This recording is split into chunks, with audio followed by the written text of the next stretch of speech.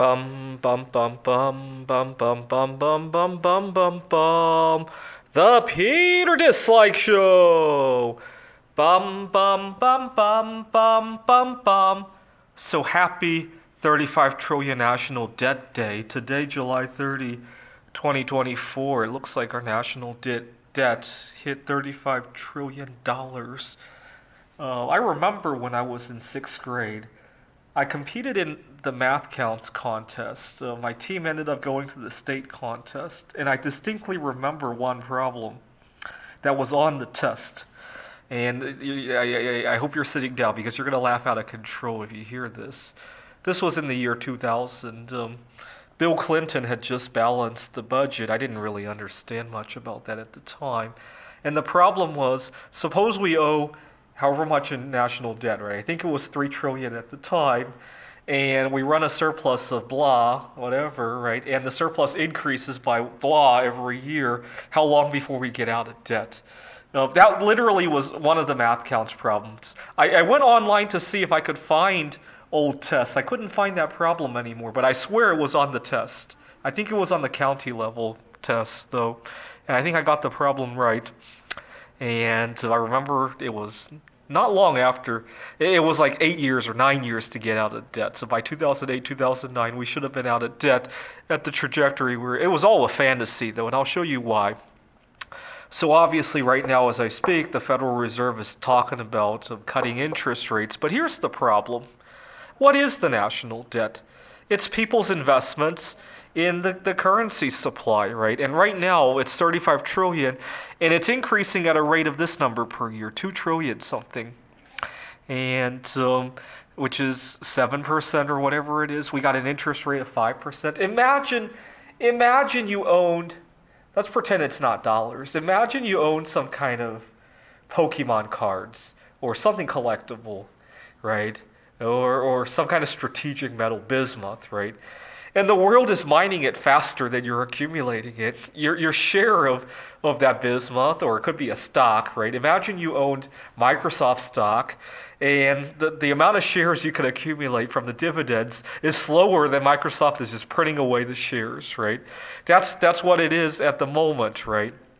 So all this talk about 3%, 5% interest rates, it's still negative. History shows that what we'll probably have to do is continue to have negative interest rates until this blows up. And so then we could, well, no, this is not going to blow up. The inflation is going to blow up, and then our GDP will make it possible. The debt will be negligible compared to GDP, and then we can finally raise interest rates, right? That's how Germany did it. Some other scary numbers that stick out is that people complain about how high prices are, but it's really, let's take a look. College tuition from 2000, it was 10,000 something. Right now it's 26,000. But if you look at the money supply has gone 5x since then. So the truth is that it's not college tuition that's going up, it's our economy that is shrinking, right? And making a lower price college tuition that much harder to pay, right? If you look at it that way, the landscape really changes a lot, right? Now, if you look at our money supply, and this is why I love bismuth a lot more than any of these precious metals. Right now, in the last 10 years, we've printed $9,323 for every ounce of gold that we've mined. In the last 5 years, which includes all of the pandemic, we printed $12,592 for every ounce of gold. But look at it for silver, 1,500 something. And then imagine calculating that for bismuth, right? Now, they added a new number to this chart, which I really love. The U.S. drug deaths per year. 125,000 Americans are dying of drug overdose every year. Now, I remember it wasn't that long ago when that many people were also dying of something that was not a chemical, right? It was a virus, right? But something microscopic that you couldn't see, right? And I guess you could compare that to drug deaths, right? With drugs, you have to take something into your nose or an injection, right? With the other kind of death, you had to be within 6 feet of somebody who also had that stuff, right? I guess the difference is that those deaths involve people who actually go to vote, right? Some of these people aren't even old enough to vote. A lot of them are not involved in it. And so I guess it's easier to write them off, even though this probably represents even more years that are lost, right? Let's face it, the people who died of that other situation were generally older, had pre-existing conditions. They were one heartbeat away from dying of something else when they just happened to come into contact with that, right? With these people, you can't say the same thing, right? They're losing decades and decades and maybe even more than a century of life, right? Depending on how our modern technology is going to go, right? Let's take a look at the metals, because this is my favorite page. How much of each metal there. Look at how quickly all of these metals are counting down to zero, right? That silver chart looks like it's counting down by at least 10 every year, every second, right? It's at 18 billion. Probably within a decade or two, that the whole thing's going to count down to zero. I remember when I was working on my PhD, I had a computer program that was going to take 1 billion seconds to run, and 1 billion seconds is only 30-some years, right? So right now I'm thinking of buying some palladium because of how undervalued it is.